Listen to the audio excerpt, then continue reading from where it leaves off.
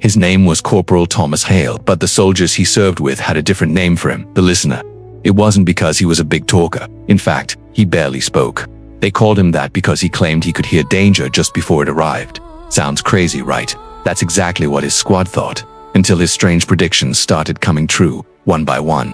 It all began one freezing night at 2:30 a.m. near Germany's Siegfried Line. Everyone was huddled in a cold foxhole, half asleep. The night was eerily quiet, calm, almost peaceful. Then, without warning, Harley sat bolt upright and whispered, "Get down." Now the other soldiers just laughed. There was nothing to hear, not even the wind. But 5 seconds later, a German artillery shell slammed into the field, exploding exactly where they had been moments before. After that, nobody laughed at Hale again. When they asked him how he knew, he just said, "I heard something, like metal breathing." No one understood what he meant, but whatever it was, it saved their lives. A few weeks later, his squad was moving through a seemingly abandoned French village when Hale froze in his tracks. His eyes were locked on a distant window, 3 houses down. He spoke quietly, "Machine gunner. 3rd floor, right side." The lieutenant raised his binoculars but saw absolutely nothing. Still, Hale insisted. Trusting his gut, the lieutenant ordered a single shot fired into that window. A German gunner collapsed out of sight, his weapon clattering to the floor.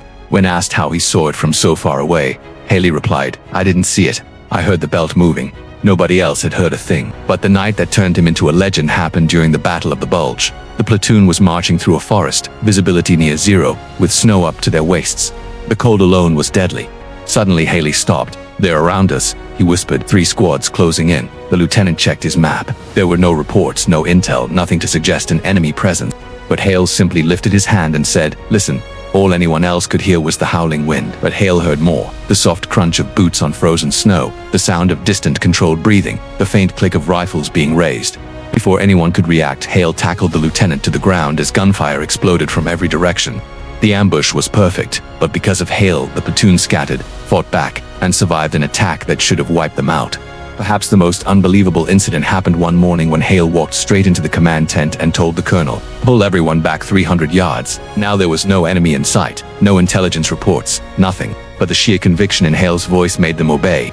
20 minutes after they moved, the entire ridge they had been camped on erupted in a massive explosion, blown apart by hidden charges. An entire battalion was saved. After the war, doctors tested Hale, expecting to find some kind of superhuman hearing, but the results showed he was completely normal. Strangely, whatever ability he possessed vanished once the war was over.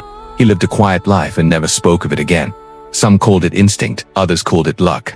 But the men whose lives he saved, they just called him the listener, the soldier who could hear death coming. Thanks for watching, and don't forget to subscribe for more incredible stories.